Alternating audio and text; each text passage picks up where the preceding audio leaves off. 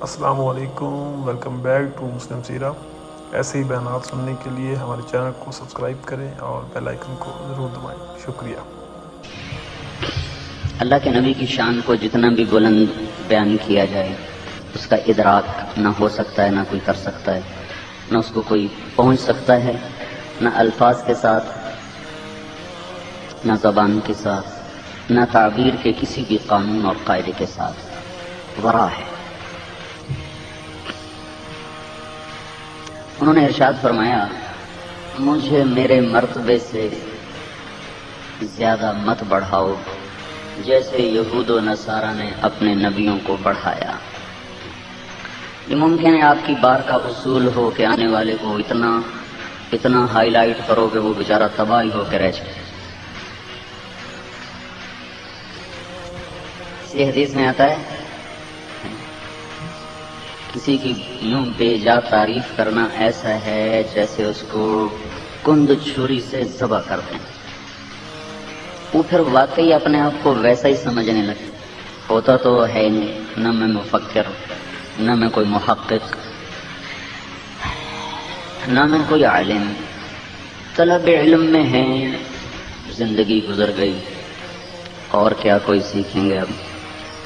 لیکن میں یہ آئندہ کے لیے آپ کو یہ اصول بتا رہا ہوں۔ ہاں، کسی کی حوصلہ افزائی کرنا یہ بھی ضروری ہے۔ حوصلہ شکنی بھی ٹھیک نہیں، اور کسی کو اتنا پمپ کرنا کہ وہ اپنے جامے سے باہر نکل جائے، یہ بھی ہلاکت۔ وَكَانَ بَيْنَ ذَلِكَ قَوَامًا، اس کے بیچ میں کھڑے ہونا یہ اعتدال کا راستہ ہے۔ ہمارے استاد صاحب رحمۃ اللہ علیہ فرمایا کرتے تھے، علم کی دو قسمیں، ایک خبر سے آتا ہے، ایک مشاہدے سے آتا ہے۔ جو آدمی اپنی آنکھوں سے دیکھتا ہے وہ علم زیادہ طاقتور ہے، اور جو سنی سنائی ہوتی ہے اس میں وہ طاقت نہیں ہوتی۔ جو اپنے مشاہدے سے علم آتا ہے اس کا نام ہے علم وجودی، موجود ہے۔ جو خبر سے آتا ہے اس کا نام ہے علم حصولی، حاصل ہوتا ہے۔ وجودی علم حصولی سے طاقتور ہوتا ہے۔ جیسے آپ کہتے ہیں کیا بات کرتے ہو، میں نے خود دیکھا ہے، تو آپ اس کی بات رد کر رہے ہیں، میں نے خود دیکھا ہے، میں خود جانتا ہوں۔ لیکن صرف ایک جگہ پر آ کر الٹا ہو جاتا ہے، علم وجودی مغلوب ہو جاتا ہے اور علم حصولی غالب ہو جاتا ہے۔ کہاں؟ جہاں آدمی کی تعریف ہو رہی ہو۔ تعریف کرنے والا تو میں تو اللہ کا شکر ادا کر رہا تھا، یا اللہ تو میرے ظاہر کو اس سے بھی زیادہ خوبصورت کر دے، تیرا ہی احسان ہے، تو نے کمیوں کو چھپا دیا اور خوبیاں ایسی منسوب کر دیں جو کبھی خواب میں بھی میں نے نہیں دیکھی۔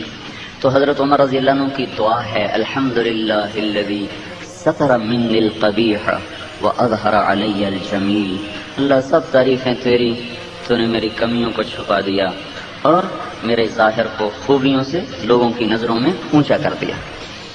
تو آدمی اپنے بارے میں خوب جانتا ہے کہ نہ میں کوئی مفکر ہوں، نہ محقق ہوں، نہ مدقق ہوں، لیکن جب ایک بھی کہتا ہے، دوسرا بھی کہتا ہے، تیسرا بھی کہتا ہے، تو پھر وہ واقعی اپنے آپ کو ایسا سمجھنے لگ جاتا ہے۔ یہاں صرف ایک جگہ ایسی ہے جہاں انسان یہ قاعدہ توڑ دیتا ہے اور علم وجودی مغلوب ہو جاتا ہے اور علم حصولی وہ غالب ہو جاتا ہے۔ تو پھر آدمی اپنی تعریف سننے کا عادی، کیا کہا ذرا دوبارہ کہنا، بار بار سننے کا ایک ذوق پیدا ہو جاتا ہے۔ تو میں نے اپنی صفائی فوراً کر دی تاکہ میں نہ اپنے آپ کو کہیں محقق سمجھنے لگ جاؤں۔ باقی آپ کی مرضی، جیسے آپ کا قانون ہے آپ چلاتے رہیں، لیکن یہ بات میری ذہن میں رہے کہ ہمیشہ کسی کا تعارف اعتدال سے کرانا چاہیے۔ بہت اونچا اپنا راستہ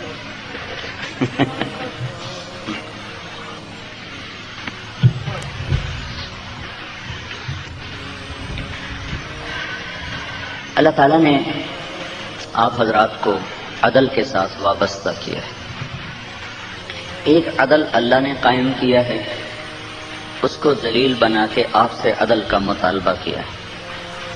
اور عدل اتنا اسلام کا مضبوط شعبہ ہے کہ اگر کوئی ہم سے یہ کہے کہ اسلام کو ایک لفظ میں بیان کرو، چونکہ اسلام ایک اصطلاحی لفظ ہے، ایک مذہب کا نام اسلام ہے۔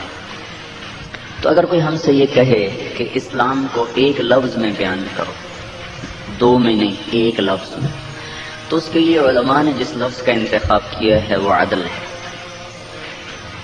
جی مولانا صاحب، اسلام کسے کہتے ہیں؟ وکیل صاحب، اسلام کسے کہتے ہیں؟ ایک اجنبی، ایک سائل، ایک غیر مسلم ہم سے سوال کرتا ہے، تو اس کا جواب یہ ہے کہ بھائی صاحب، اسلام عدل کا دوسرا نام ہے۔ عدل وہ لفظ ہے جو اسلام کے تمام شعبوں کی ترجمانی کرتا ہے، باقی کوئی لفظ ایسا نہیں جو اسلام کی پوری ترجمانی کر سکے۔ نہ جہاد، نہ تقوی، نہ ایمان، نہ نماز، نہ تہجد، نہ شہادت، نہ علم، نہ تفسیر، نہ حدیث، نہ سخاوت، نہ جود، نہ شجاعت، کوئی لفظ بھی ایسا نہیں ہے جو پوری طرح اسلام پہ حاوی ہو کے تعبیر کر سکے۔ پھر اگر کوئی شخص یہ ہم سے کہے کہ آپ کا قرآن تو بہت لمبا چوڑا ہے، 6000 سے زیادہ آیات ہیں، تو مجھے ایک آیت میں سارا قرآن سمجھا۔ زیادہ نہیں جی مولوی صاحب، ایک آیت میں سارا قرآن بتاؤ۔ تو اس کے لیے علماء نے جس آیت کا انتخاب کیا ہے اس آیت کو کہا جاتا ہے اعدل آیت فی القرآن، قرآن کی سب سے زیادہ عدل پر حاوی آیت۔ جیسے اخوف آیت فی القرآن، قرآن کی سب سے زیادہ ہیبت ناک آیت، فمن يعمل مثقال ذرة خيرا يره ومن يعمل مثقال ذرة شرا يره۔ ایک رائی کے برابر وکیل صاحب کا قلم کسی ظالم کے لیے چل گیا تو نتیجہ دیکھے گا، اور ایک رائی کے برابر وکیل صاحب کا قلم مظلوم جج صاحب ظالم کی طرف مائل ہو گئے تو نتیجہ دیکھ لیں گے، اور ایک پل کے لیے مظلوم کی طرف مائل ہو گئے تو اس کا نتیجہ بھی دیکھ لیں گے۔ یہ قرآن کی سب سے ہیبت ناک آیت اور قرآن کی سب سے زیادہ امید افزا آیت، ارجا آیت ہے، سب سے زیادہ حوصلہ دینے والی آیت وہ ہے یا عبادی الذین اسرفوا علی انفسهم لا تقنطوا من رحمت اللہ ان اللہ یغفر الذنوب جميعا انہ هو الغفور الرحیم۔ اے میرے نافرمان بندو، نا امید نہ ہونا، توبہ کرو گے تو میں سارے ہی معاف کر دوں گا، سارے ہی معاف کر دوں گا۔ پھر قرآن کی سب سے عظیم آیت، اعظم آیت، بڑی نہیں عظیم، لمبی نہیں عظیم، سب سے زیادہ پرعظمت آیت وہ آیت الکرسی، اللہ لا الہ الا ہو۔ پھر قرآن کی سب سے شدید آیت جہنم والوں کے لیے، فذوقوا فلن نزیدکم الا عذابا، اس عذاب کو چکھو، یہ ہمیشہ بڑھتا جائے گا، کبھی کم نہ ہوگا۔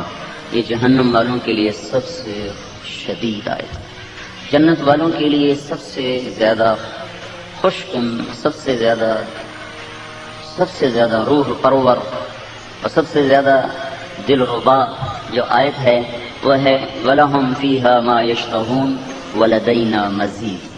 جو چاہو گے ملے گا، لیکن جہاں تمہاری چاہتیں ختم ہو جائیں گی وہاں اللہ تمہیں اپنے شایان شان عطا کرے گا، وہ بھی ہمیشہ ہوگا، وہ بھی ایک دو دن کا قصہ نہیں، ہمیشہ کا ہے۔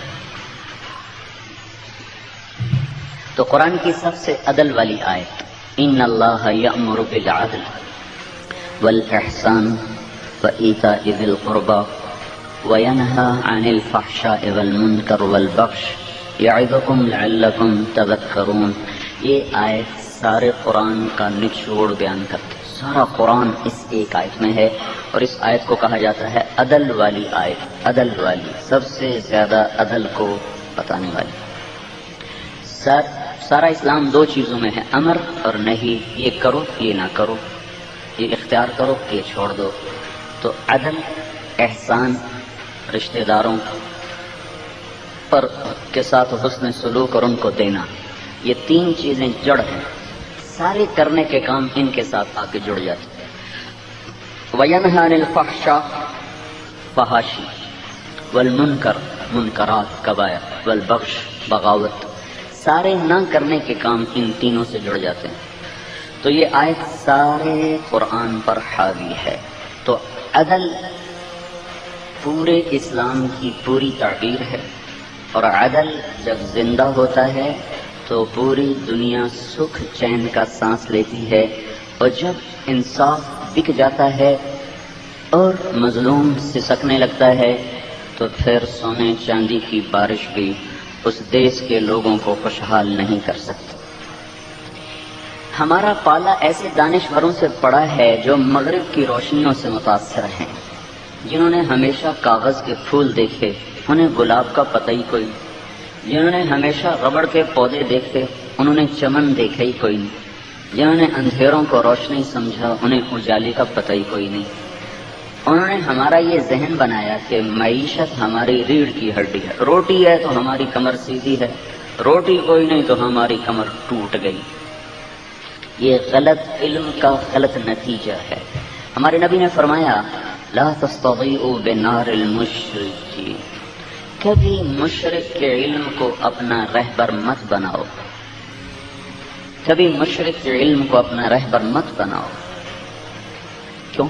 وہ تو اندھا ہے، وہ تو آخرت جانتا ہی نہیں، اس کے سامنے تصویر پوری ہے ہی نہیں، ادھوری تصویر سے نتیجہ کیسے نکلے گا؟ السلام علیکم، ویلکم بیک ٹو مسلم سیرہ۔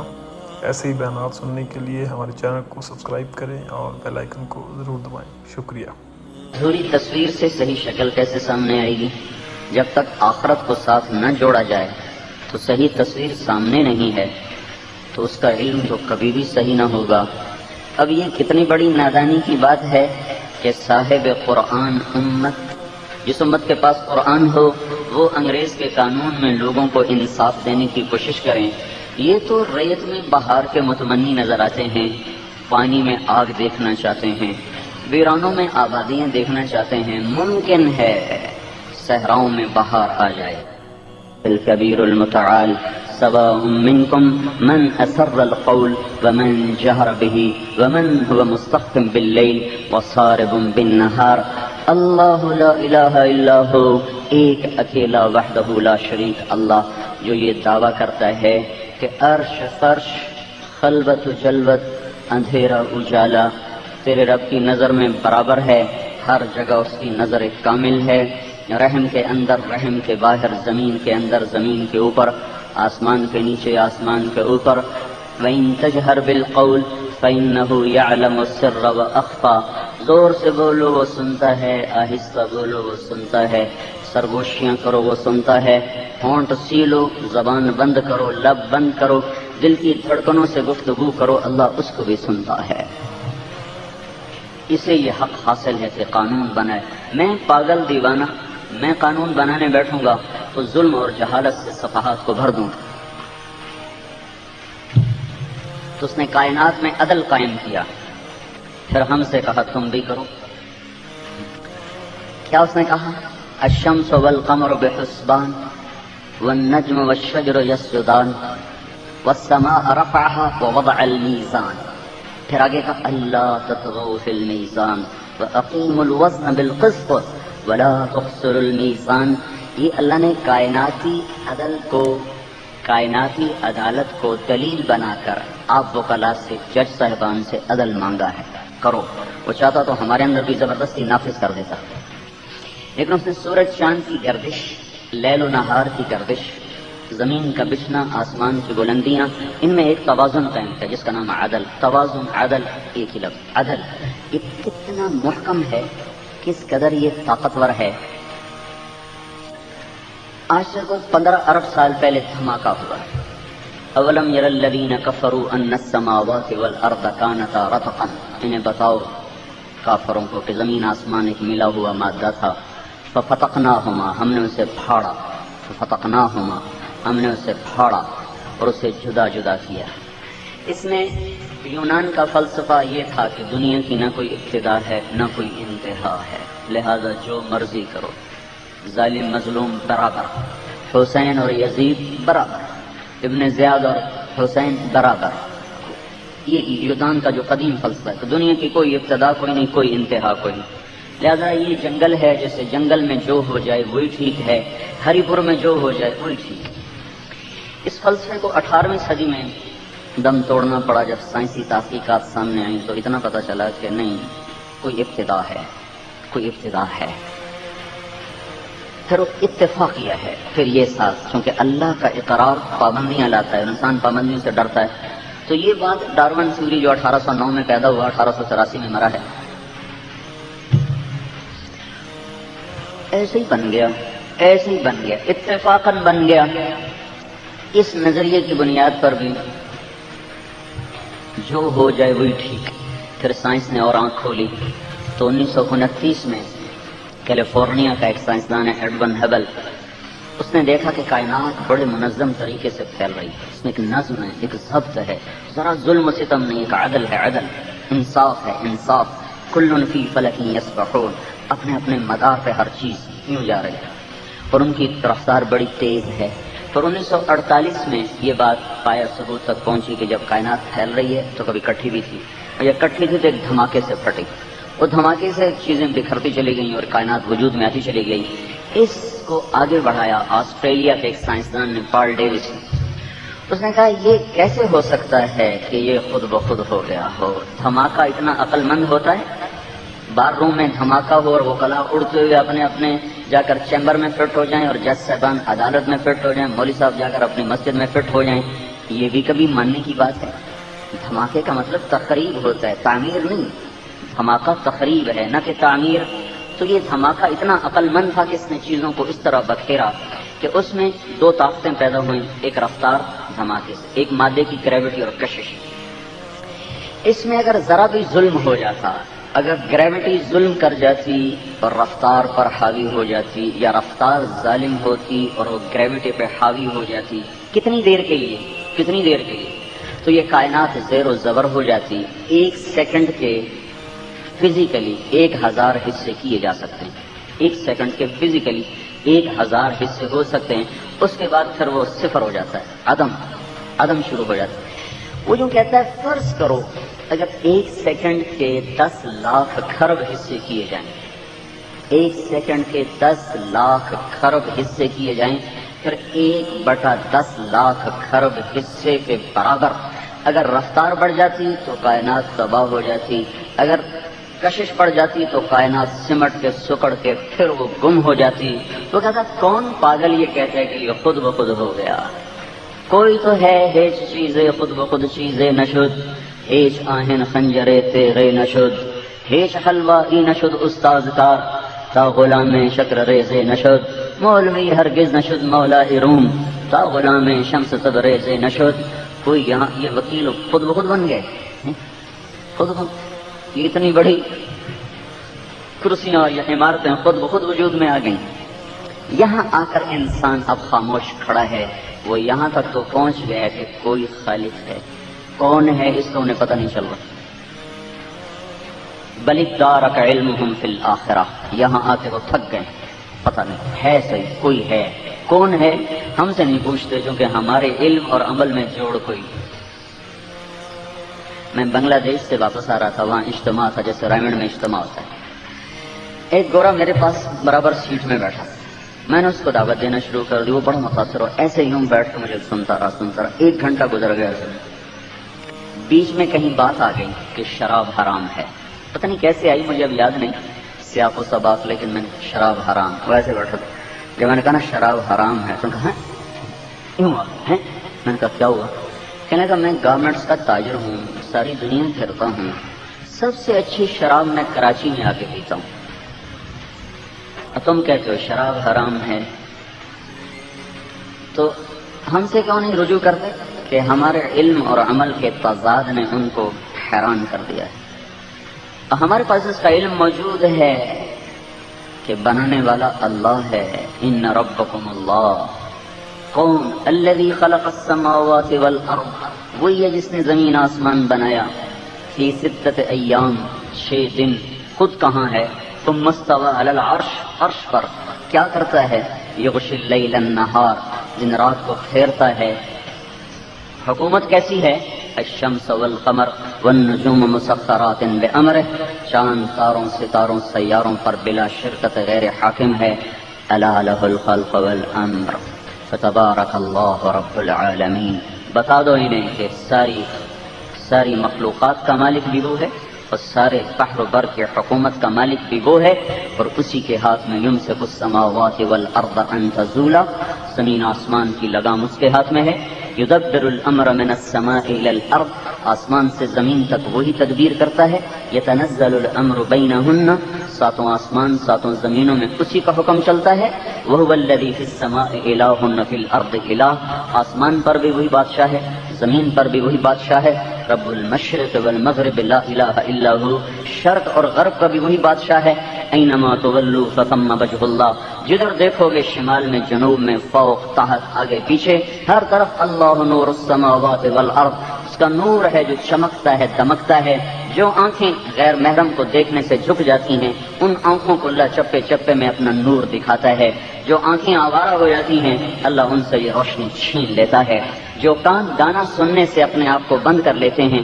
اللہ ان کو ریت کے ذروں میں بھی اپنی تسبیح سنا دیتا ہے، اور جو کان موسیقی کے عادی ہو جائیں ان میں اتنا گند بھر جاتا ہے، اتنی غلاظت بھر جاتی، جیسے کانوں میں میل بھر جائے تو سنائی نہیں دیتا، موسیقی کا گند جب کانوں میں اتر جاتا ہے تو پھر اللہ کے نغمے سننے سے وہ محروم ہو جاتا ہے۔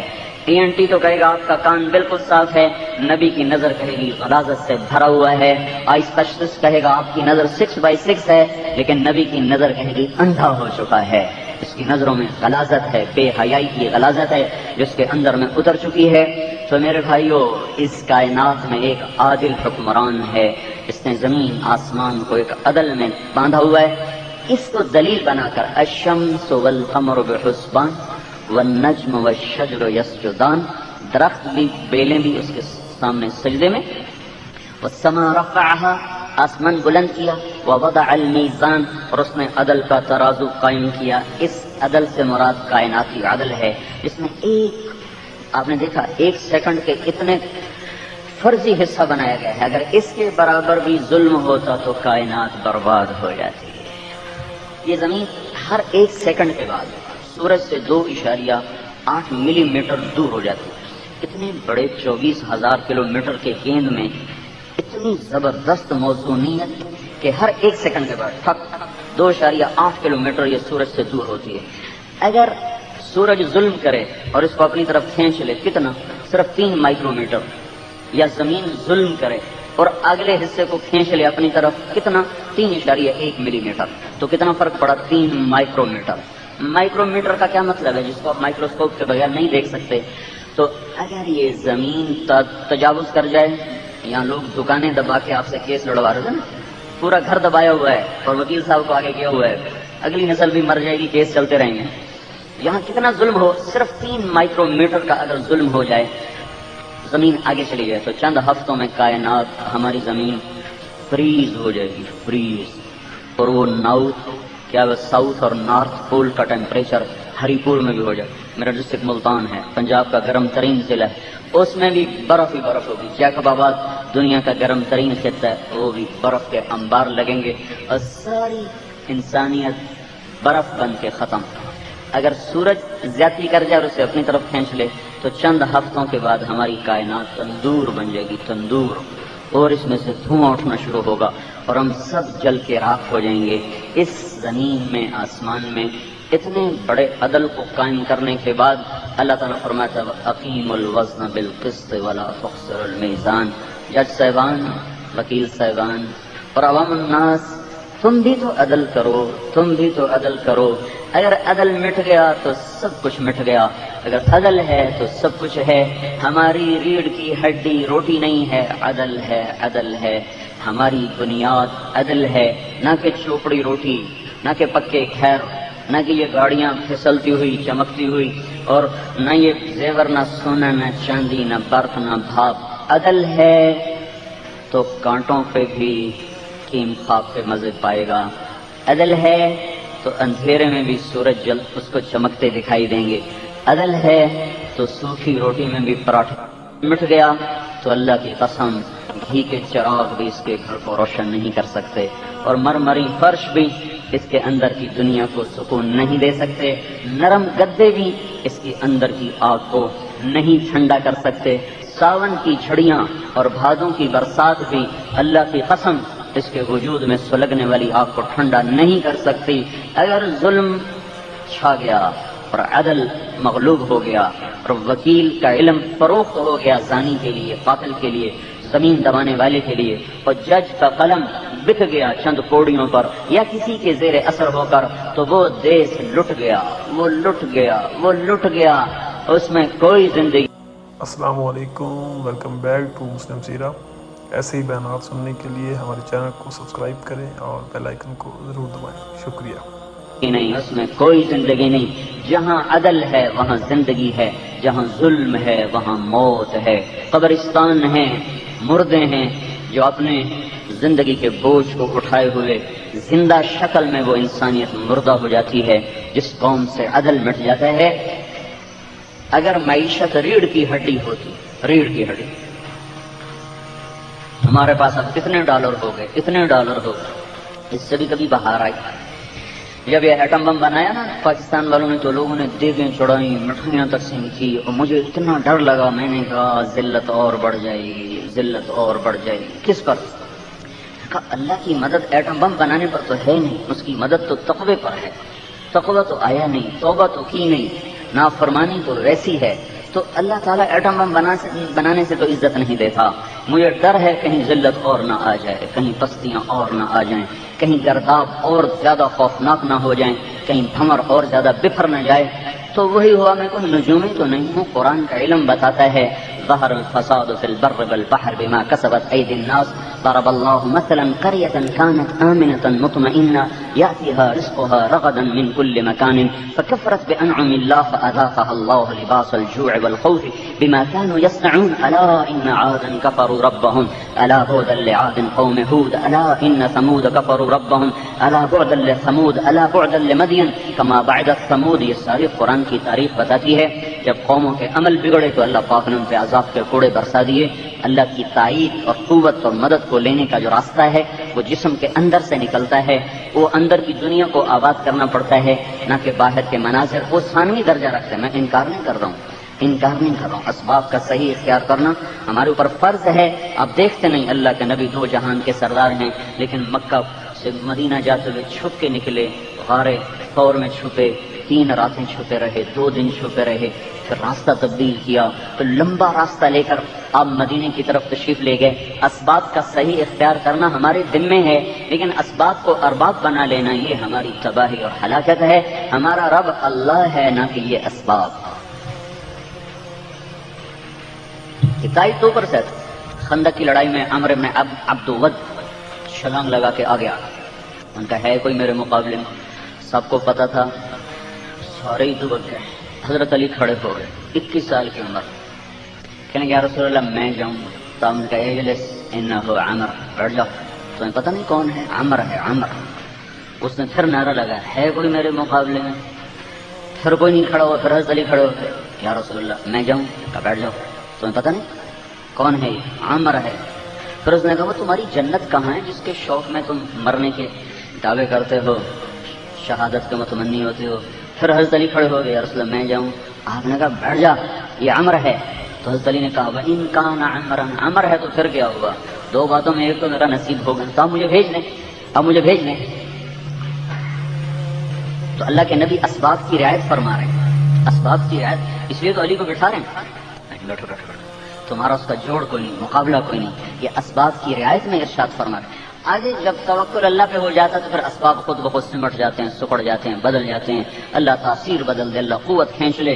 جب ابراہیم علیہ السلام اوپر اٹھے تو جبریل نے آ کر کہا مدد کروں، کہ تمہاری نہیں، تمہاری ضرورت نہیں، اللہ کی ضرورت ہے۔ تو پھر اللہ تعالیٰ نے آگ کو بجھایا نہیں، بھڑکتی آگ میں سے جلنے کی تاثیر کو نکال لیا۔ وہ اپنی قدرت کو قرآن کے واقعات میں ظاہر کر کے ہم پہ یہ تاثر جمانا چاہتا ہے کہ اسباب اختیار کرو، نتیجہ اللہ پہ رکھو۔ ساری دنیا کی کیمسٹری اب فیل ہو چکی ہے کہ ایک وجود ہے اور اس وجود پہ آگ اپنا کیمیکل ریئیکشن کرنے سے عاجز ہو رہی، اس کو جلانا چاہیے، کیوں نہیں جلا رہی؟ پر مارا پانی کا چشمہ باہر، دوسرا پر مارا انار کا درخت باہر، سارا باٹنی کا علم اللہ تعالیٰ نے فیل کر دیا۔ آگ میں انار کا درخت اگتے ہی پھل دینے لگا، ساری باٹنی فیل ہو گئی اور ساری کیمسٹری فیل ہو گئی، اور جبریل نے یہاں سے پکڑا حضرت مریم کو، یہاں سے اور ایسے پھونک ماری۔ تو اس پھونک کا حمل سے کیا تعلق؟ فحملتہ، وہی حمل ہوا، اور وہیں جا کے بچہ جنا گیا. ساری کی ساری جو زولوجی کا علم ہے اللہ تعالیٰ نے فیل کر کے رکھ دیا کہ لاؤ اس کی کوئی دلیل لے کے آؤ کہ یہ کیسے ہو گیا, یہ کیسے ہو گیا. فأجاءها المخاض إلى جذع النخلة قالت يا ليتني مت قبل هذا وكنت نسيا منسيا. وہاں بیٹھی رو رہی, یا اللہ یہ کیا ہو گیا, یا اللہ یہ کیا ہو گیا. ان واقعات سے اللہ ہمیں اپنی طرف متوجہ کرنا چاہتا ہے. میں یہ عرض کر رہا ہوں آپ بھائیوں کے ساتھ اس ملک کی 3/4 تقدیر وابستہ ہے. 1/4 تقدیر باقی شعبوں سے وابستہ ہے, 3/4 آپ سے وابستہ ہے. اگر یہ معیشت ریڑھ کی ہڈی ہوتی تو اللہ کا نبی جو شفیق ترین نبی ہے وہ کبھی اپنی اولاد کے لیے یہ دعا نہ کرتا. یہ دعا ہے. اگر یہ تصور ٹھیک ہو تو پھر یہ بد دعا ہے. اگر معیشت ریڑھ کی ہڈی ہے تو پھر یہ فرمان نبوی بد دعا ہے. اور اگر کوئی اور چیز ریڑھ کی ہڈی ہے تو پھر یہ دعا ہے اللہم اجعل رزق آل محمد قوتا. اے میرے رب آل محمد کی روزی تھوڑی کر. ایسا شفیق نبی جو امت کا فاقہ دیکھے تو آنکھوں میں آنسو آئیں, اور ان کی بھوک دیکھے تو اللہ سے دعا کرے یا اللہ ان کو کھانا کھلا, یہ ننگے ہیں کپڑے پہنا. تو اپنی اولاد کے لیے ظلم رہ گیا تھا, اے اللہ آل محمد کی روزی تھوڑی کر. حضرت فاطمہ رضی اللہ تعالیٰ نے بیمار تھے, ان کا حال پوچھنے عمران بن حسین ایک صحابی ساتھ دروازے پہ دستک دے کر کہا بیٹی میں اندر آ جاؤں, میرے ساتھ عمران بھی ہیں. تو انہیں عرض کی یا رسول اللہ میرے گھر میں تو چادر بھی کوئی نہیں جس سے سر چھپا سکتا. تو آپ نے اپنے کندھے سے چادر اتار کے اندر کہ بیٹا اس سے پردہ کر. اس سے پردہ کیا. جب اندر آئے تو حال پوچھا تو باپ کی قربت سے رو پڑی کہ یا رسول اللہ پہلے بھوک سی, روٹی کوئی نہ تھی, اب بیماری آئی ہے, دوا کوئی نہیں. تو آپ نے گلے لگا لیا اور آپ بھی رونے لگے ہیں. جس کو طائف کے پتھر نہ رلا سکے یہاں رو پڑے. کہا بیٹی حبنی علیک والذی نفسی بیدہ ما ذقت من 3 ایام ذواقا. اس ذات کی قسم جو میری جان کا مالک ہے, اس ذات کی قسم جس نے تیرے باپ کو نبی برحق بنایا ہے, آج 3 دن گزر چکے میں نے روٹی کا ایک لقمہ نہیں چکھا. والذی بعث اباک بالحق, اس رب کی قسم جس نے تیرے باپ کو دین حق دیا ہے اور رسول بنایا, 3 دن گزر چکے میں نے ایک لقمہ نہیں کھایا. اگر میں چاہتا تو یہ پہاڑ میرے لیے سونا چاندی بنا دیا جاتا. میرے رب نے مجھ سے کہا بنا دوں سونا چاندی, میں کہا نہیں مجھے نہیں چاہیے, مجھے نہیں چاہیے. پھر آپ نے فرمایا فاطمہ تیری عزت کے لیے اتنا ہی کافی ہے کہ تو جنت کی عورتوں کی سردار ہے. ہمیں پیسے کی غلامی, عہدوں کی غلامی, مال کی چمک اور کھنک, یہ ہمیں ملی ہے غلامی کے سلے. جو 100 سال انگریز کی غلامی دیکھی اور نظریاتی طور پر اس نے ہمارے دھارے کا رخ آخرت سے دنیا کی طرف پھیر کے رکھ دیا. ہم نے میدان جنگ میں بڑی شکستیں کھائی ہیں, کو آج نہیں شکست کھا رہے. شکست کھانا کوئی بڑی بات نہیں ہے. اللہ نے حضرت محمد صلی اللہ علیہ وسلم جیسی ہستی اور گرد صحابہ کی مقدس جماعت جن جیسا دنیا میں کوئی پیدا نہ ہوگا, احد کی لڑائی میں شکست ہوگی. میدان کی شکست نبیوں نے اٹھائی ہے, ہمارے نبی نے اٹھائی ہے. نظریات کی شکست دنیا کی سب سے بدترین شکست ہوتی. یہ پچھلے 100 سال سے ہوا ہے کہ ہمارا رخ بدل گیا ہے. 1757 میں پلاسی ہارے, 4 مئی 1831 میں 1799 میں ٹیپو سلطان شہید ہوئے, اور 1831 میں سید احمد شہید ہوئے. تو 1834 میں انہوں نے لارڈ میکالے کو بھیجا کہ اس قوم کو قابو کرنے کی کوئی تدبیر سوچو, یہ ہر وقت ہی ابھرتے رہتے. تو 1834 میں لارڈ میکالے آیا. انہوں نے کہا ان کو کنٹرول کرنے کے لیے کیا کیا جائے. وہ صرف یہ نظریہ دے گیا, عملی جامہ پہنانے کی اس کو نوبت نہ آئی. 1857 میں پھر تحریک اٹھی, پھر وہ بھی ناکام ہو گئی. تو اس کے بعد W ہنٹر کو لایا گیا کہ اس نسل کو کنٹرول کرنے کا کیا طریقہ اختیار کیا جائے. اس نے پھر 1 سال کے سروے کے بعد اس کی جو تھی مجلس عمل, اس نے اس کو رپورٹ دی کہ ان کو قرآن سے کاٹ دیا جائے, قرآن سے ناآشنا کر دیا جائے, اور اپنا نظام تعلیم ان کو دیا جائے. 50 سال میں ہماری جھولی میں ہوں. میں گلہ بھی کروں تو بجا ہے، آپ ہری پور کا سب سے ذہین طبقہ ہیں، لیکن قرآن کی ایک آیت سے نا آشنا ہے۔ جب اللہ کہتا ہے یا ایھا الذین آمنوا، تو اس کے بعد کچھ آپ سے کہنا چاہتا ہے، کسی چیز سے آپ کو روکنا چاہتا ہے، کسی چیز کی آپ کو دعوت دینا چاہتا ہے۔ کبھی خیال آیا کہ مجھے کیا کہہ رہا ہے؟ ایک دن میں نے دیکھا کہ اللہ ہم سے کیا چاہتا ہے، وہ کتنا کچھ چاہتا ہے، تو آپ یقین مانے میں حیران ہوا۔ کل 99 دفعہ اللہ نے کہا ہے یا ایھا الذین آمنوا، اے ایمان والو یہ کر لو یہ چھوڑ دو، 99۔ پھر میں نے دوبارہ غور کیا کہ اس میں تکرار کتنا ہے، وہ یا ایھا الذین آمنوا اتقوا اللہ حق تقاتہ، یا ایھا الذین آمنوا اتقوا اللہ ولتنظر نفس ما قدمت لغد واتقوا اللہ، یا ایھا الذین آمنوا اتقوا اللہ وآمنوا باللہ ورسولہ۔ ایک ہی حکم کا تکرار، اتقوا اللہ اتقوا اللہ اتقوا اللہ۔ تکرار کو نکال دیں تو پیچھے ٹوٹل کوئی 50 باتیں ہیں جو دنیا اور آخرت کی تمام عزتوں اور کامیابیوں کا وہ زینہ ہے۔ یہ کر لو یہ چھوڑ دو تو دنیا بھی تمہاری ہے آخرت بھی تمہاری ہے۔ آپ نے فرمایا یا ابا سفیان جئتکم بکرامت الدنیا والآخرہ، ابو سفیان میں تمہارے پاس دنیا اور آخرت کی عزتیں لے کر آیا۔ لیکن یہ کتنے دکھ درد کی بات ہے کہ اتنا پڑا ہوا اتنا فہیم طبقہ بھی قرآن کے پیغام سے نا آشنا ہے۔ رمضان میں مسجد بھری ہوتی ہے، تراویح ہو رہی ہوتی ہے، ہزاروں آدمی ایک مسجد میں کھڑے ہوتے ہیں، کسی ایک کو بھی نہیں پتا ہوتا کہ اللہ کیا کہہ رہا ہے، اللہ کیا کہہ رہا ہے۔ سننے والا پڑھتا جا رہا ہے، پڑھنے والا پڑھتا جا رہا ہے، سننے والا۔ انجیل یہ آسمانی کتابیں ہیں، یہ اللہ کا کلام نہیں۔ ایک باریک فرق ہے، تورات، زبور، انجیل یہ آسمانی کتاب ہے، کلام اللہ نہیں۔ قرآن آسمانی کتاب بھی ہے اور کلام اللہ بھی ہے، کلام اللہ بھی ہے آسمانی کتاب بھی ہے۔ وہ چونکہ آسمانی کتاب تھیں کلام اللہ نہ تھا، وہ مٹ گئیں، ان کی زبانیں مٹ گئیں، ترجمے رہ گئے۔ آپ لوگ دیکھتے نہیں ہر جگہ فوٹو اسٹیٹ نہیں چلتا، بلکہ اہم چیزوں پر اصل دستاویز پیش کی جاتی،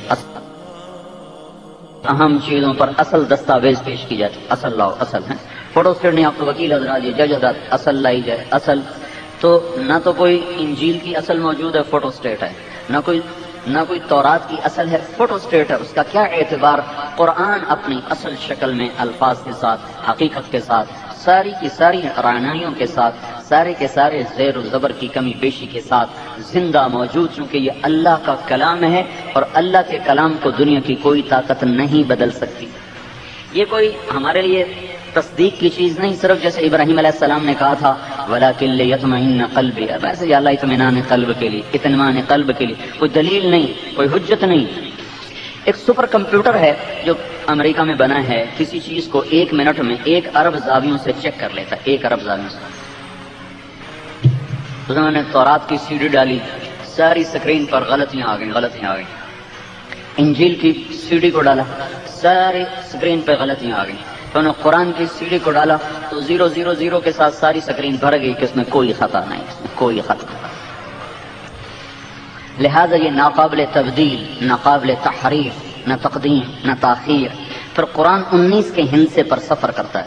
یہ 1960 میں ایک مصری عالم تھا خلیفہ راشد، یہ اس کی جستجو تھی، اس نے کیلیفورنیا میں رہتا تھا، اس نے قرآن کو اس میں ڈال دیا، لاس اینجلس میں تھا، اس نے قرآن کو ڈال دیا کمپیوٹر پر، اس پہ تحقیق کرتا رہا تو اس پر یہ بات کھلی کہ سارا قرآن 19 کے ساتھ جڑا ہو۔ بسم اللہ الرحمن الرحیم میں 19 حرف ہیں۔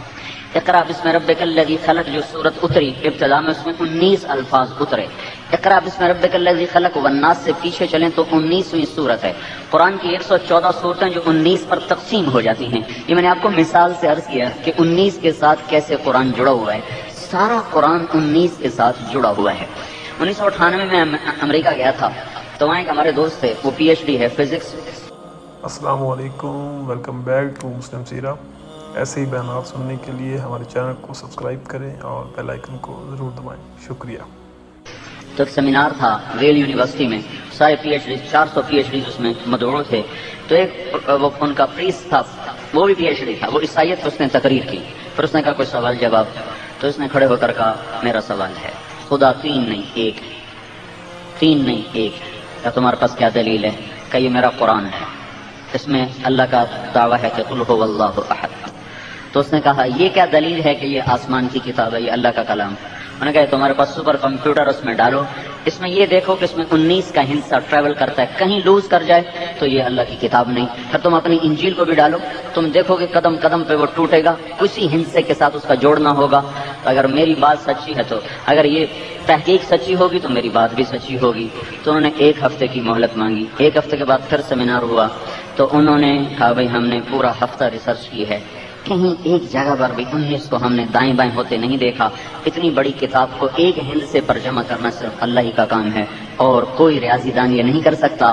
اس پر 70 PhDs مسلمان ہوئے، اس میں وہ پریسٹ اور پادری خود بھی مسلمان ہوا. بڑی پارسی بیچے تیل، یہ دیکھو قسمت کے کھیل. پارس گھر میں اور بیچ رہا ہو تیل اور تیلی بن کے بیٹھا ہو، قرآن اور حدیث گھر میں ہو اور انگریزوں کے قانون سے لوگوں کو انصاف دینا چاہے.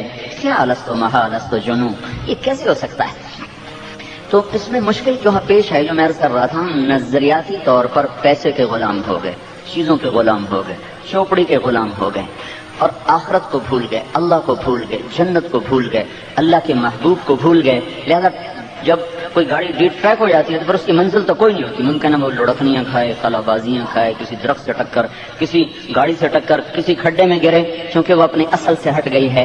ہم اپنی اصل سے ہٹے. ہمارے لیے بنیاد تھی اللہ راضی ہے تو ہم کامیاب ہیں، اللہ ناراض ہے تو ہم ناکام ہیں. اللہ کا راضی ہونا میری کامیابی ہے اور اللہ کا ناراض ہونا میری ناکامی ہے. اگر وہ ناراض ہے میں ناکام ہوں، اگر وہ راضی ہے میں کامیاب ہوں. اس نظریے پر ہم ٹیپو سلطان کو صحرا پہناتے ہیں اور میر صادق کو پر لعنت برساتے ہیں کہ حالانکہ جائیداد تو وہ بنا، میر غلام علی لنگڑا اور میر صادق تو خیر موقع پر ہی قتل ہو گیا.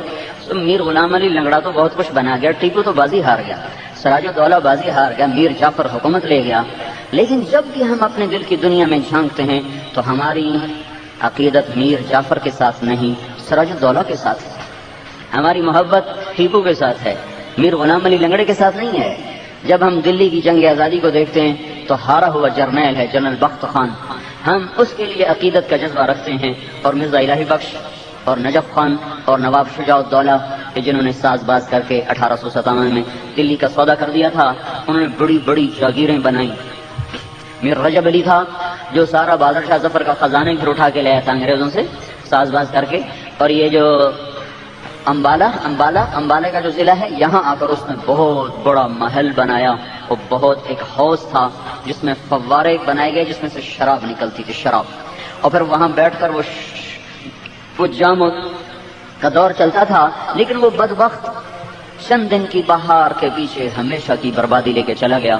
اور بخت خان ہارا ہوا جرنیل ہو کر بھی اپنا بخت بلند کر گیا کہ وہ ایک بنیاد پہ تھا کہ مجھے اللہ کو راضی کرنا ہے، چاہے میدان کی بازی ہار جاؤں، مجھے اللہ کو راضی کرنا ہے. یہی بنیاد تھی جس پر حضرت حسین رضی اللہ تعالیٰ عنہ اپنی ساری نسل کے ساتھ ذبح ہو گئے کہ میں یہ سودا نہیں کر سکتا. ورنہ ایک بول دیتے، تھوڑی سی سیاست کر جاتے ہیں، تھوڑی سی سیاست کھیل جاتے. جسے آج کل ہم نہیں کہتے ہیں دین دنیا ساتھ ہونی چاہیے، دین دنیا ساتھ ہونی چاہیے. مطلب کیا ہے کہ بھائی زانی کا کیس بھی لے لو، نماز بھی پڑھ لو. جھوٹا کیس لے کے آ رہا ہے جس کو پھنسانا ہے، ذرا کوئی میری مدد کرو، کیوں نہیں، یہ کرو یہ کرو، چل بھائی. اب وہ رگڑے کھا رہا ہے، جھوٹا کیس، وکیل لڑ رہا ہے، جج کا وقت لگ رہا ہے اور دونوں کے پیسے خرچ ہو رہے ہیں. مظلوم کی آنکھوں سے عرش ہل رہا ہے. نہ وکیل کو ہوش ہے نہ اس ظالم کو ہوش ہے. کیا اللہ سو گیا ہے؟ کیا اس نے حکومت کسی اور کو دے دی ہے؟ یا کیا موت نہ آئے گی، یا کا محشر نہ قائم ہوگا، یا ترازو نہیں آئے گا، یا جنت نہ بھڑکے گی، یا جنت نہ مہکے، دوزخ نہ بھڑکے گی اور جنت نہ مہکے گی؟ نہیں، اللہ کی قسم ہوگا. وجاء ربک والملک صفا صفا وجیء یومئذ بجہنم یومئذ یتذکر الانسان وانى له الذکری یقول یا لیتنی قدمت لحیاتی فیومئذ لا يعذب عذابه احد ولا یوثق وثاقه احد. آج اللہ آئے گا، ترازو آئے گا، پل صراط آئے گا اور فرشتے آئیں گے اور دوزخ آئے گی اور ازلفت الجنت للمتقین اور جنت آئے گی. اور اللہ بغیر ترجمان کے کہے گا یا ابن آدم اعطیتک خولتک وانعمت علیک ارنی ماذا صنعت فیہا. تجھے جو ہری پور میں علم دیا، فہم دی، فراست دی، ایک منصب دیا، عہدہ دیا، کیا کر کے آیا ہے؟ ظالم کا ساتھی بن کے آیا کہ مظلوم کا ساتھی بن کے؟ بول. آج وکیل صاحب اپنا کیس خود لڑیں گے. آج جج صاحب اوروں کے بارے میں فیصلہ کرنے کی بجائے اپنے بارے میں فیصلے اللہ سے سنیں گے. آج اگر عدل کو زندہ کر کے چلے گئے تو اللہ تعالیٰ وہ مقام بخشے گا کہ بڑے بڑے اقطاب ابدال اور بڑے بڑے علماء شہداء بھی وہ مقام حاصل نہیں کر سکتے۔ اللہ تعالیٰ اپنے عرش کا سایہ دے گا اور اس سائے میں صرف ان کو جگہ دی جائے گی جن کو اللہ بلائے گا۔ سب سے پہلے اللہ جس کو بلائے گا وہ ہوگا عادل بادشاہ کے، عادل قاضی، عادل حکمران، عادل بادشاہ، عدل لینے والا وکیل، آ جاؤ آ جاؤ، آج ہم تمہیں اپنے عرش کا سایہ دیں گے، اور باقی دھوپ میں جلیں گے۔ اور ایسی خوفناک اس وقت دہشت ہوگی اور اوپر سورج کی آگ ہوگی کہ کہیں گے ہمیں دوزخ میں ڈال دو اور اس عذاب سے نکالو، حالانکہ دوزخ کا عذاب اس سے کروڑوں گنا زیادہ ہوگا۔ تو یہ سیاست وہ بھی کھیل جاتے اور بعد میں جا کے توبہ کر لیتے۔ حضرت علی کا فرمان ہے بدترین انسان ہے جو توبہ کی امید پہ گناہ کرے، بعد میں توبہ کر لوں گا، اور زندگی کی امید پر پھر توبہ کو مؤخر کرے، آج نہیں کل کروں گا، کل نہیں پرسوں کروں گا، کہ یہ دھوکہ کھایا ہوا انسان ہے، یہ ایسے ہی غفلت میں مر جائے گا، اس کو توبہ نصیب بھی نہیں ہوتی۔ تو ایک شخص کے سامنے اس کی معصوم نسل ذبح ہو رہی، اس کا ایک بول، اس کا ایک جنت پہلی بن چکی۔ میں تو اس لیے بیان کر رہا ہوں اور آپ اس لیے بیٹھ کے سن رہے ہیں کہ اللہ ہمیں جنت دے دے، ہمارے گناہ معاف کر۔ تو ان کی جنت کا فیصلہ تو دودھ پیتے کی عمر میں ہو چکا ہے کہ سیدہ شباب اہل الجنت الحسن والحسین، جنت کے نوجوانوں کے سردار ہیں حسن اور حسین، جن کو اللہ کے نبی نے سواری بن کے اپنی کمر پہ بٹھا کے کمرے میں چکر لگوائے۔ اب یوں ہاتھ ٹیک کر، گھٹنے ٹیک کر پوری سواری بن گئے، دونوں کو کندھے پہ بٹھائے اور سارے کمرے میں چکر لگوائے۔ جن کو ایسا سوار میسر ہوا، جن کو ایسی سواری میسر ہوئی ہو، وہ کتنی اونچی شان والے ہوں گے۔ ان کا ایک بول ان کی ساری دنیا کو بچا سکتا تھا، لیکن پھر اقدار ٹوٹ جاتی ہیں، پھر عزتوں کے جنازے نکل جاتے ہیں، پھر عہد و وفا ایسے پاگل پن کے الفاظ ہوتے، پھر مروت محبت قربانیاں یہ ایسے ہی فضول داستانیں بن جاتی، یہ کھوکھلے الفاظ ہوتے۔ دنیا کی سب سے مقدس نسل اس وقت ذبح ہو رہی، سب سے مقدس نسل کا خون بہ رہا تھا، اور 16 آل رسول میں سے شہید ہوئے، 16، باقی تو جان نثار تھے، 16 جن کے خون کا ایک ایک قطرہ 7 زمین آسمان سے زیادہ عظیم، مقدس، پوتر تھا۔ وہ آنکھوں کے سامنے کٹ رہے تھے، اور ویسے دیکھ رہے تھے۔ خود ایک کوفی لشکر والا کہنے لگا میں نے ایسا جوان آج تک نہیں دیکھا جو اپنی نسل کا خون ہوتا دیکھ رہا ہو اور اس کے ماتھے پہ شکن بھی نہ آئی ہو۔ ہاں دل ہی تو ہے نہ سنگ و کشت۔ آخری بچے عبداللہ کو جب تیر لگائے وہ 2 سال کے تھے، ان کو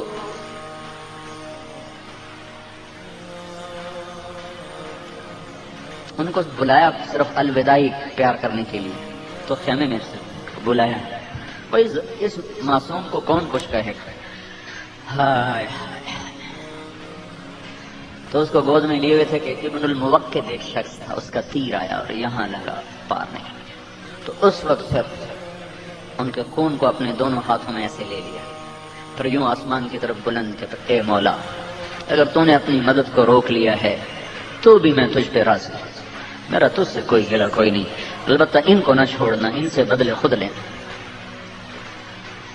ایسے نسل کٹ گئی، ہم چوپڑی روٹی پہ جھوٹا کیس لے کر بیٹھے ہوئے ہیں اور زمین دبانے والے کا کیس ہم لڑ رہے ہیں، اور جج کا قلم چند مفادات پہ فروخت ہو رہا ہے۔ تو پھر اگر یہی انسانیت ہے تو پاگل تھا حسین جو ساری نسل برباد کر کے، بڑا سمجھدار تھا ابن زیاد، بڑا سمجھدار تھا شمر اور یزید جو چوپڑی پہ اپنا ایمان بیچ گئے۔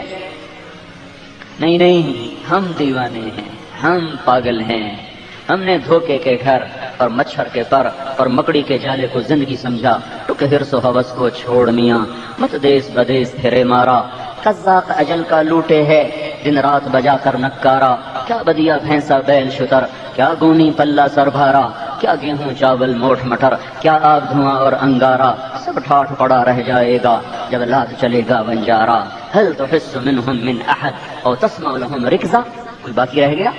کوئی رہا ہے؟ تو ہماری بنیادیں ہیں ٹوٹ چکی۔ تبلیغ کا کام ان کو زندہ کرنے کی، ہم نہ کوئی فرقہ ہیں نہ کوئی مسلک ہیں، ہم بھائیو نفس اسلام کی دعوت دے رہے ہیں۔ آپ ہمارے لیے سرمایہ ہو، آپ عدل پہ قربان ہو جاؤ، عدل پہ قربان ہو جاؤ۔ اللہ کی قسم آپ کے مقام کو بڑے بڑے ابدال بھی نہیں حاصل کر سکتے، بڑے بڑے شہداء آپ کے مقام کو نہیں پہنچ سکتے۔ عدل کو زندہ کر جاؤ، اپنا رزق اللہ پہ چھوڑ دو، بچوں کا رزق اللہ پہ چھوڑ دو۔ ایک صحابی نے کہ عرض کی یا رسول اللہ رزق کی تنگی ہے کیا کروں؟ تو آپ نے فرمایا باوضو رہو اللہ رزق بڑھا دے گا،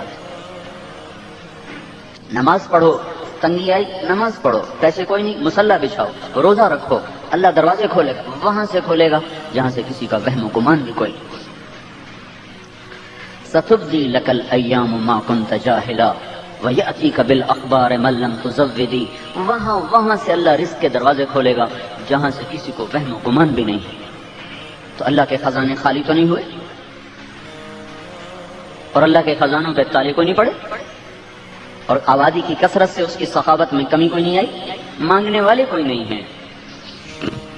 تو رزق اللہ پہ چھوڑو، اور کبھی ظالم کے لیے فائل مت کھولو، کبھی ظالم کے لیے ہاتھ مت بڑھاؤ، مظلوم کے ساتھی بنو، ظالم کے لیے اپنے چیمبر کو بند کرو۔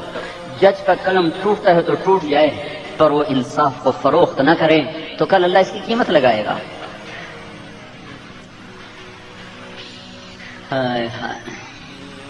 بنو امیہ نے جب شکست کھائی 132 ہجری میں، تو ایک نوجوان تھا عبد الرحمن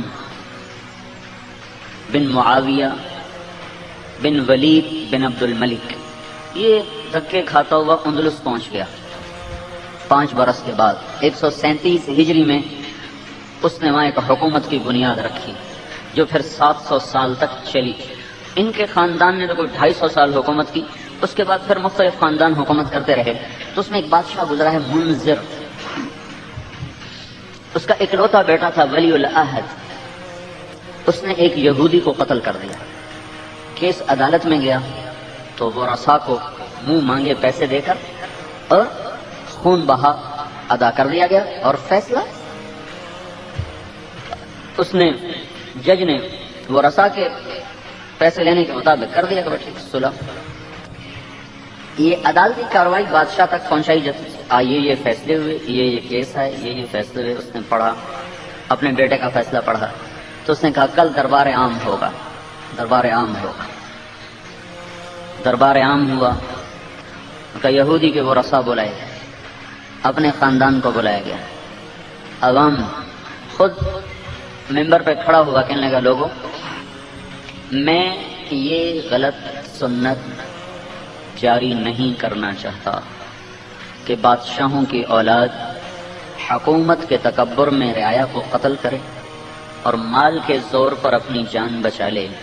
میں یہ بری عادت اپنے پیچھے نہیں چھوڑنا چاہتا۔ بطور چیف جسٹس میں اس فیصلے کو کالعدم قرار دیتا ہوں اور اس کے قتل کی سزا کو بحال کرتا ہوں۔ پھر کہنے لگا بیٹا یہ فریضہ میں ہی انجام دوں گا، مجھے پتا ہے تیرے بعد میں بھی زندہ نہیں رہ سکوں گا اور تیری ماں کو بھی بڑا دکھ ہوگا، پر مجھے اللہ کا حکم تجھ سے زیادہ پیارا ہے۔ اور نیچے اتر کر اپنی چراغ کو خود بجھا دیا، اپنے ہاتھوں سے بیٹے کو قتل کر دیا، اور 2 ہفتے پھر نیند نہیں آئی، چھتوں کو دیکھتا رہتا تھا، اور 2 ہفتے بعد خود بھی 42 سال کی عمر میں مر گیا۔ اس قوم کے پیچھے اتنا روشن ماضی ہو، اس قوم کا عدل وہ کوڑیوں میں فروخت ہو رہا ہو، اور مظلوم کی آنکھوں سے عرش تو ہلتا ہو، اور عدالت کے کانوں پہ جوں نہ رینگتے ہو، یہ کل اللہ کو کیا منہ دکھائیں گے؟ اگر آگے عدالت آ رہی ہے تو جو کچھ ہماری عدالتوں میں ہو رہا ہے بہت بڑا برا انجام سامنے آنے والا ہے، اور وہ سویا ہوا نہیں ہے، وہ غافل نہیں ہے، نادان نہیں ہے۔ جب اللہ تعالیٰ نے فرشتوں کو پیدا کیا تو انہوں نے پوچھا یا اللہ تو کس کا ساتھی ہے؟ تو اللہ تعالیٰ نے کہا میں مظلوم کا ساتھی ہوں۔ مظلوم کافر بھی ہوگا تو اللہ اس کا ساتھی۔ تو میرے بھائیوں، آپ بھائیوں کی خدمت میں یہی گزارش ہے، ایک نماز زندہ کرو۔ آپ کے ہاں ماشاءاللہ نماز کا رواج ہے، ہمارے پنجاب میں تو 100 میں 2 بھی نماز نہیں پڑھتے، رواج ہے، لیکن یہاں بھی کیبل بھی آ گیا، ڈش بھی آ گیا، تو سب کچھ آ گیا، تو یہ ساتھ ہلاکتیں بھی آ گئیں۔ تو یہ کوشش آپ حضرات فرمائیں کہ ظہر تو یہاں ہو ہی جاتی ہے، ظہر پہ عدالت بند ہو جائے، اور جج بھی، وکیل بھی، موکل بھی سب مسجد میں ہیں، اور آدھے گھنٹے کے لیے کوئی پڑھے نہ پڑھے لیکن آدھے گھنٹے کے لیے عدالت بند کر دیا، اللہ اکبر کے ساتھ ہی قلم رک جائیں، چلو بھائی اللہ کی پکار ہے، اللہ نے بلایا ہے، ادھر چلنا ہے، اس کو رواج دیں، بے نمازی کوئی نہ ہو، گھر میں اس کو رواج دیں، بچوں میں اس کو رواج دیں، جو سجدوں میں پڑھ کے اللہ سے مانگنا سیکھ لیتا ہے وہ کبھی فقیر نہیں ہوتا، کبھی فقیر نہیں ہوتا۔ ایک ظالم پر ہاتھ نہ رکھیں، ظالم کے پشت پناہ مت بنے، چاہے زندگی کا سودا ہو جائے، ہونے دو، کون سا کوئی رہنا ہے یہاں، جانا ہی تو ہے، لوگ جانے کے لیے تو آئے ہیں۔ حضرت حسین رضی اللہ تعالیٰ نے ارشاد فرمایا لئن كانت الدنيا تعد نفیسة فدار ثواب اللہ اعلی وانبل، اگر تمہیں دنیا حسین نظر آ رہی ہے تو مجھے جنت حسین نظر آ رہی ہے۔ تو جس مسافر نے واپس لوٹنا ہوتا ہے وہ سفر کی منزلوں سے جی نہیں لگاتا، وہ آگے ہی بڑھتا ہے۔ مانجھی نے کنارے پر پہنچنا ہوتا ہے، وہ بیچ کے جزیروں کو دیکھ کر اپنے رخ کو ادھر موڑتا نہیں ہے، اس کے جہاز کی نوک کنارے کی طرف ہوتی ہے۔ ہمارا سفر اللہ کی طرف ہے، اس حال میں موت آئے کہ وہ راضی ہو چکا، اس طرح نہ موت آئے کہ وہ ہم پر ناراض ہو۔ یہ تبلیغ اس کو سیکھنے کی محنت ہے۔ آپ لوگوں کو اگست میں چھٹی ہوتی ہیں، آپ سب چلا چلا تبلیغ میں لگائیں، مقام پر رہتے ہوئے 3 دن ہر مہینے فارغ کریں، 3 دن کے لیے نکلیں اللہ کی راہوں میں، اور اس درجے کا ایمان پیدا کریں کہ اپنے مفادات سے ٹکر لینا آ جائے اور دنیا کی وقتی لذتوں کو قربان کرنا آ جائے، تاکہ اللہ اور اس کے رسول کی پسندیدہ زندگی وہ ہمارے لیے ایک مشعل راہ ہے۔ حضرت محمد صلی اللہ تعالی علیہ وسلم قیامت تک کے لیے دستور زندگی لے کر آئے ہیں، قیامت تک کے لیے آپ کی زندگی روز روشن کھلی کتاب کی طرح ہے۔ کسی نبی کی زندگی ایسے موجود نہیں، محفوظ نہیں، جیسے اللہ نے ہمارے نبی کی زندگی کو محفوظ کیا، پیدائش سے لے کر وفات تک، اس طرح ایک ایک پل صبح و شام۔ السلام علیکم، ویلکم بیک ٹو مسلم سیرہ۔ ایسے ہی بیانات سننے کے لیے ہمارے چینل کو سبسکرائب کریں اور بیل آئیکن کو ضرور دبائیں، شکریہ۔ دن رات، سفر، تجارت، حضرت، ہر چیز کو اللہ تعالیٰ نے پیرے لگا دی اوپر، اور سرچ لائٹس مقرر کر دیں کہ کوئی چیز گم نہ ہونے پائے، کوئی چیز گم نہ ہونے پائے۔ جس دائی نے حضرت آمنہ کی مدد کی اس کا نام بھی کتابوں میں لکھا ہوا ہے شفا، ان کا نام تھا شفا، ماں کا نام آمنہ، باپ کا نام عبداللہ، دودھ پلانے والی کا نام حلیمہ۔ یہ نام اتفاقیہ نہیں ہے، آمنہ عبداللہ، ابدیت میں خمیر تیار ہوا، آمنہ امن کے رحم میں وہ پروان چڑھا، شفا دائی، شفا کے ہاتھوں میں وہ باہر آیا، حلیمہ اخلاق کی چھاتیوں سے دودھ پیا تو وہ ابدیت لے کر آیا، امن لے کر آیا، شفا لے کر آیا، ہر نسخے کے لیے ہر بیماری کی شفا لے کر آیا، اجتماعی انفرادی مسائل کی شفا لے کر آیا، اور اخلاق کی بلندیوں کو سر کرنے کے لیے آیا۔ یہ سارے ناموں پر بھی اگر غور کریں تو انہوں نے چن چن کے نام رکھوائے اور چن چن کے آپ کے قریب کیا۔ ان سارے ناموں کا بھی اثر ہے آپ کی ذات مبارک میں، اور آپ کی آمد ساری دنیا کے لیے ایسی تھی جیسے بارات کو دلہا مل گیا اور مجلس کو میر مجلس مل گیا، اور جیسے قافلے کو میر کارواں مل گیا۔ آپ کی آمد اس طرح تھی کہ ساری کائنات جیسے زندہ ہوگی، جیسے بہار آ گئی۔ اس لیے اللہ تعالیٰ نے عرب میں ظاہری بہار نہیں رکھی، کالے پہاڑ رکھے کہ خود میرا نبی ہی بہار ہے، اس کے ہوتے ہوئے کسی اور بہار کی ضرورت ہی نہیں ہے، یہ خود چشمہ ہے، اس کے ہوتے ہوئے زمین کے چشموں کی ضرورت نہیں ہے۔ یہ ربیع الاول ربیع بہار کو کہتے ہیں، ربیع بہار کی بارش، بہار کی رونق، بہار کی کلیاں اور پھول، اس سارے منظر کے لیے لفظ ربیع آتا ہے تو اللہ نے آپ کے لیے ربیع کا مہینہ مقرر کیا۔ ربیع آ گیا، بہار والا، اصلی بہار اب آئی ہے، وہ پھولوں کی بہار، وہ چمن کی بہار، وہ مارچ فروری کی بہار، وہ عارضی ہے، یہ ابدی بہار ہے، اب کبھی خزاں نہ آئے گی اگر تم اس کے غلام بن کے چلو۔ 22 اپریل 571 عیسوی، 1 جیٹھ 628 بکرمی، اور ہمارا یہ جو جیٹھ ہاڑ کے مہینے ہیں اس میں 13 گھنٹے اور 16 منٹ اس دن پہ گزر چکے تھے، اور ربیع الاول کی 12 پیر کی صبح کے 4:20 پر آپ دنیا میں تشریف لائے۔ اور عربوں میں دستور تھا کہ جب کوئی بچہ پیدا ہوتا تو رات کے تو اس پر ہانڈی رکھتے تھے صرف، اور اس میں سوراخ ہوتے تھے، ہوا آتی رہے، وہ ہانڈی میں اس لیے چھپاتے تھے کہ اس کو نظر لگ جائے، اور صبح کے اجالے میں دیکھیں۔ تو جب پیدا ہوئے ہمارے نبی تو آپ نے ایک تو جب جو دائی تھی شفا، جب انہوں نے لٹایا تو آپ نے ایک دم کروٹ بدلی اور سجدہ کیا، اور پھر یوں سر اٹھایا، یوں سر اٹھایا حضرت آمنہ پہ ساری کائنات روشن ہو گئی۔ تو انہوں نے پھر اوپر ہانڈی رکھی تو ٹھک کی آواز آئی اور ہانڈی کے دو ٹکڑے ہو کے ایک ادھر گر گیا ایک ادھر گر گیا۔ 63 سال 4 دن عمر پائی آپ نے محرم صفر ربیع الاول کے کیلنڈر کے لحاظ سے۔ 61 سال 2 مہینے 24 دن آپ نے عمر پائی جنوری فروری کے کیلنڈر کے لحاظ سے۔ 22,330 دن اور 6 گھنٹے آپ کی عمر ہے ایام کے لحاظ سے۔ 8,156 دن اس میں ایام نبوت ہیں، ظہور نبوت، ظہور، ورنہ نبی تو آپ کب تھے؟ جب ابو ہریرہ نے پوچھا یا رسول اللہ آپ کو نبوت کب ملی، تو آپ نے فرمایا ابھی آدم کی کہانی شروع بھی نہیں ہوئی تھی مجھے نبوت مل چکی تھی۔ یہ ظہور نبوت کے ایام میرے آپ کے لحاظ سے۔ اقرأ بسم ربک الذی خلق خلق الانسان من علق، یہاں سے کہانی شروع ہوئی اور اللہم الرفیق الاعلی پہ جا کے ختم ہوئی، تو یہ 8,156 دن ہیں۔ پوری زندگی آپ روشن چھوڑ کر گئے ہیں۔ دنیا کی کسی طاقت میں، کسی دنیا کے کسی بادشاہ کی، جرنیل کی، بڑے سے بڑے انسان کی ایسی تاریخ موجود نہیں ہے جیسے اللہ کے نبی کی تاریخ موجود۔ آپ کا علم بے سند کے، ہمارے نبی کا علم ہم تک پہنچا ہے اور سند کے واسطے سے پہنچا ہے۔ ایک فتنہ اٹھا تھا، اب بھی ہے، کہ حدیث تو بعد کی چیز ہے، پتہ نہیں سچی کہ جھوٹ۔ اس فتنے نے عجم کو لپیٹ میں لیا، عرب کو نہیں، چونکہ عرب تو عربی دان ہے، وہ سمجھتا ہے کہ دنیا کے سارے انسان مل جائیں تو نبی جیسا کلام تیار نہیں کر سکتے۔ یہ ہم اس کی لپیٹ میں کیوں آئے کہ ہمیں پتہ نہیں عربی کا حسن کیا چیز ہے۔ جیسے اقبال کی شاعری میں آج کوئی اپنا پچر لگائے تو جس کو بھی اقبالیات کا ذوق ہے وہ بتا دے گا یہ کسی اور کا گھڑا ہوا کلام ہے، اقبال کا نہیں ہے۔ اللہ کے نبی نے کلام اتنے حسین الفاظ میں ادا کیا ہے کہ پوری دنیا کے دجال مل کر ایسا کلام بنا نہیں سکتے۔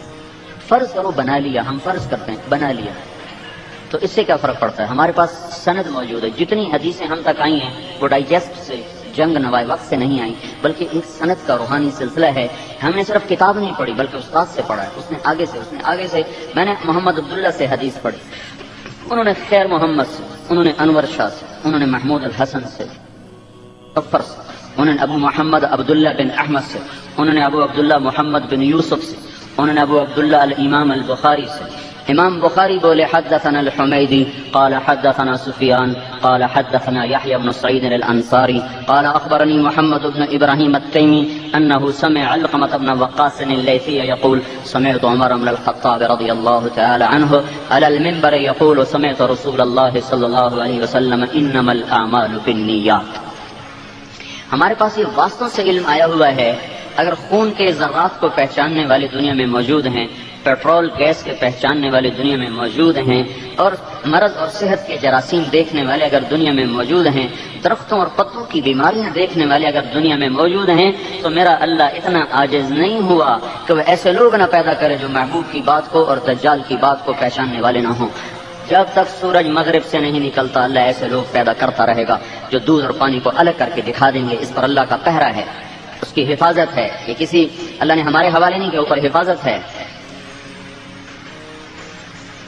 پھر یہ تو آپ کا روحانی نسب نامہ ہے، آپ کا خاندانی نسب نامہ آدم علیہ السلام تک کسی نبی کا محفوظ نہیں، کسی انسان کا محفوظ نہیں، صرف آپ کا محفوظ ہے جو آدم علیہ السلام تک جاتا ہے۔ محمد بن عبداللہ بن عبد المطلب بن ہاشم بن عبد مناف بن قصی بن کلاب بن مرہ بن کعب بن لوی بن غالب بن فہر بن مالک بن نضر بن کنانہ بن خزیمہ بن مدرکہ بن الیاس بن مضر بن نزار بن معد بن عدنان بن عد بن حمیسع بن سلامان بن عوس بن بوز بن قموال بن عبی بن عوام بن ناشد بن حزا بن بلداس بن یدلاف بن طابق بن جاحم بن ناحش بن ماخی بن عیفی بن عبقر بن عبید بن الدعاء بن حمدان بن سنبر بن یثربی بن یحزن بن یلحن بن ارعوا بن عیزی بن زیشان بن عیسر بن اقناد بن ایہام بن مقصر بن ناحث بن زارح بن سمی بن مزی بن عوض بن عرام بن قیدار بن اسماعیل بن ابراہیم بن آذر بن ناحور بن سروج بن رعو بن فائج بن عابر بن ارفخشاد بن سام بن نوح بن لامک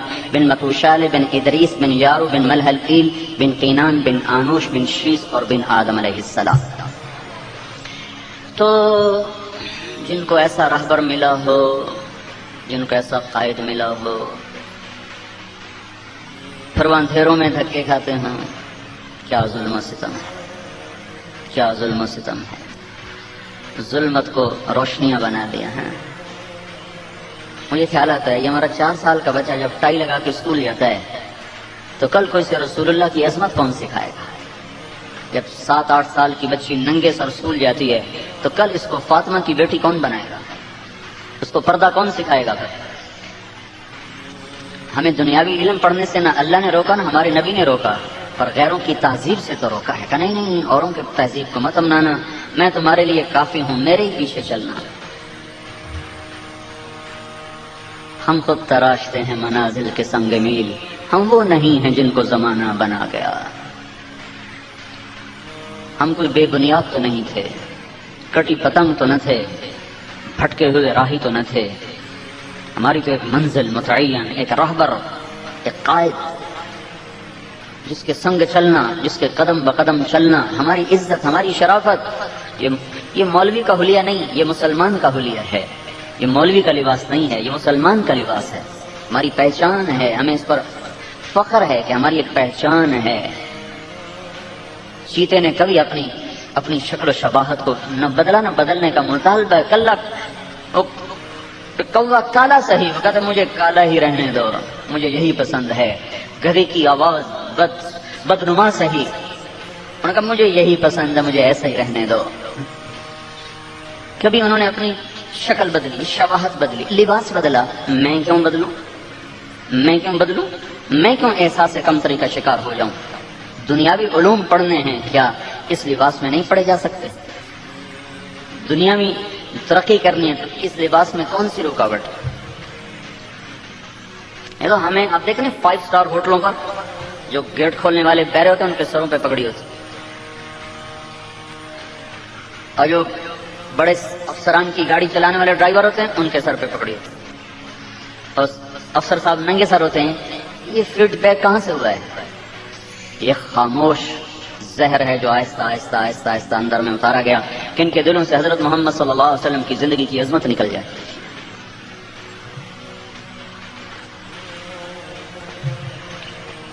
تو بھائیو یہ بھی ایک تربیت ہے, یہ بھی ایک محنت ہے, کوشش ہے. جو کرے گا اللہ اسے دیکھ, لیکن یہ مفت کی چیز نہیں ہے کہ وراثت میں مل جائے. باپ مر گیا, ہمارا اس کی زمینوں کے ہم وارث ہو گئے. لیکن دنیا میں دولت علم ایک ایسی دولت ہے جو مفت نہیں ملتی. تقوی ایک ایسی دولت ہے جو مفت میں نہیں. یہ مول بکاؤ چیز نہیں ہے, اسے تو دھکے کھا کے لینا پڑے گا. اس سے بھائی گزارش یہ ہے آپ حضرات اس محنت کو, اس تبلیغ کو کام بنا کے کریں. ایک دور تھا, میں بھی سوچ رہا تھا جب آپ کے صدر صاحب تعارف کروا رہے تھے, ایک دور تھا جب ہم پوچھتا ہی کوئی نہیں تھا, اور ہر طرف سے بس دھکے ہی دھکے, دھکے ہی دھکے. ایک وقت آیا کہ شہر کا سب سے معزز طبقہ ہمیں بلاتا ہے, آؤ بھائی کچھ بات کرو. میں میڈیکل کا اسٹوڈنٹ تھا, میرا باپ مجھے ڈاکٹر بنانا چاہتا تھا. میرا تعلق ڈسٹرکٹ خانیوال سے, ایک زمیندار گھرانے سے میرا تعلق ہے. باپ مر گئے, ہم 2 بھائی ہیں. میرا چھوٹا بھائی اب ہارٹ اسپیشلسٹ ہے, بہت اچھا ڈاکٹر ہے لاہور میں, اور مجھے اللہ نے ادھر دھکا دے دیا. اللہ کی تقدیر پہ میں خوش ہوں, راضی ہوں. تو میں گورنمنٹ کالج لاہور میں تھا, تو ایک میرا دوست مجھے 3 دن کے لیے لے گیا, زبردستی کھینچ کھانچ کے لے گیا. وہیں سے اللہ تعالیٰ نے میری زندگی کو موڑا, اور میں 4 مہینے کے لیے تبلیغ میں چلا گیا. 4 مہینے کے آخر میں تھا تو مجھے ایک لڑکے نے کہا تم کیا کرتے ہو؟ میں نے کہا میں ڈاکٹر بننا چاہتا ہوں. کہا تیرا باپ کیا کرتا ہے؟ میں نے کہا زمیندار ہے. کہا تو پھر تمہیں کیا ضرورت ہے ڈاکٹر بننے کی, روٹی تو پہلی گھر کی ہے, تو علم پڑھ لے آخرت بن جائے گی. اللہ نے اس کی بات کو ذریعہ بنایا اور میں رائمنڈ مدرسے میں داخل ہو گیا. رائمنڈ مرکز میں چھوٹا سا مدرسہ ہے, اس وقت ہم 40 لڑکے تھے, اس وقت 40 ملکوں کے لڑکے وہاں پڑھ رہے ہیں. 8 سال میں نے وہاں اپنا تعلیمی زندگی کا سلسلہ گزارا. ایک چلے میں تھا 1972 میں, تو لوگ بہت گالیاں دیتے, دھکے دیتے, چلے جاؤ تم وہابی ہو, تم رسول کو نہیں مانتے ہو, تم گستاخ رسول, پتہ نہیں کیا کیا کہتے تھے. جیسے مولویوں نے پٹی پڑھائی ویسے وہ چلتے بےچارے. تو میں نے اپنے امیر سے بڑا تنگ آ کر ایک دن کہا, میں نے کہا امیر صاحب کوئی دن آئے گا لوگ ہماری بات سنیں گے. یہ اکتوبر 1972 کی بات آپ کو بتا. امیر صاحب کوئی دن آئے گا لوگ ہماری سنیں, پھرتے ہیں خار میر کوئی پوچھتا نہیں, اس عاشقی میں عزت سادات بھی گئی. تو مجھ سے کہنے لگا بیٹا غریبوں میں کام کرتے رہو, ایک دن آئے گا بادشاہ بھی سنیں گے. خلاف نہالیں گے سمندر کی خاموش سطح کے نیچے بڑے طوفان چھپے ہوتے ہیں. بڑی مدتوں کے بعد اللہ نے ایک کام دیا ہے. آپ بھائیوں کی خدمت میں گزارش ہے اس میں اپنا وقت لگائیں. آپ کو ایمانی نفع بھی ہوگا, اپنے کام میں بھی نفع ہوگا, اور اللہ بھی راضی ہوگا. یہ جہان بھی بنے گا, وہ بھی بنے گا. تو کم از کم 3 دن کی جماعت تو ایک تیار ہو جائے. اس کے لیے جس بھائی کے جی میں آئی ہو اٹھ کے نام پیش کر دیں. صرف کھڑے ہو کے بتا 3 دن.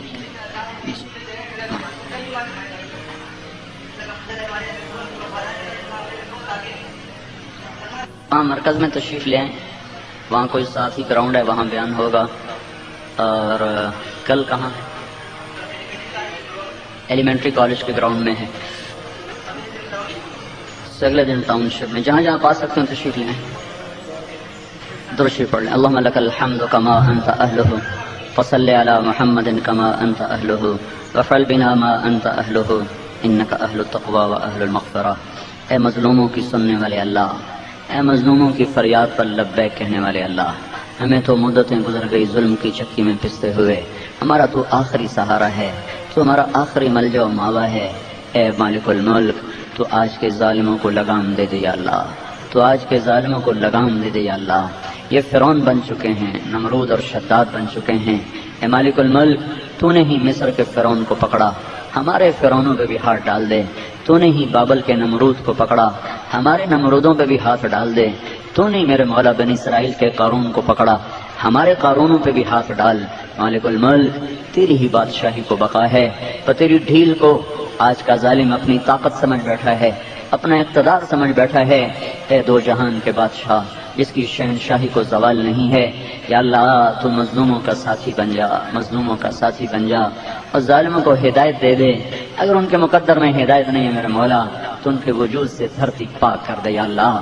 مصر کے فرعون نے تو صرف 70,000 ذبح کیے تھے, ہمارے فرعون نے تو میرے مولا کروڑوں بچے ذبح کر دیے.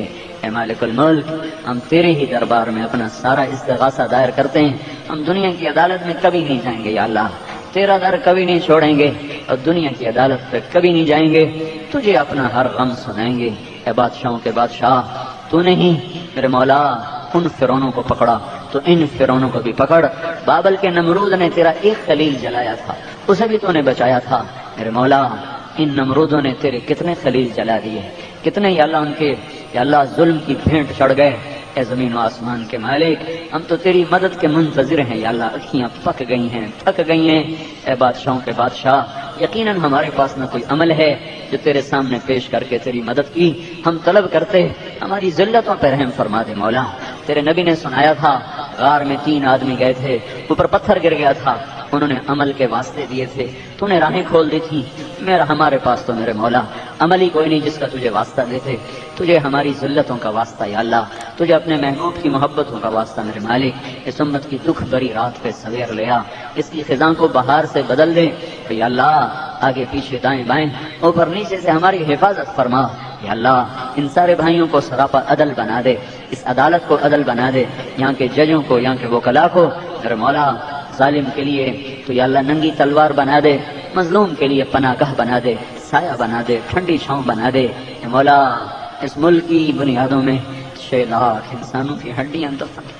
یا اللہ یہ خطہ اس لیے نہیں بنا تھا کہ ظالم دن دن آئے, اور یا اللہ تہذیب کے نام پر بیٹیاں ننگی ہو جائیں, نوجوان آوارہ ہو جائیں. ہم تجھ سے بھی شرمندہ, تیرے محبوب سے بھی شرمندہ, اور ان 6 لاکھ مسلمانوں سے شرمندہ ہیں جو راوی کی موجوں میں بہ گئے, جو ستلج کی یا اللہ گہرائیوں میں سو گئے. السلام علیکم, ویلکم بیک ٹو مسلم سیرہ. ایسے ہی بیانات سننے کے لیے ہمارے چینل کو سبسکرائب کریں اور بیل آئیکن کو ضرور دبائیں. شکریہ.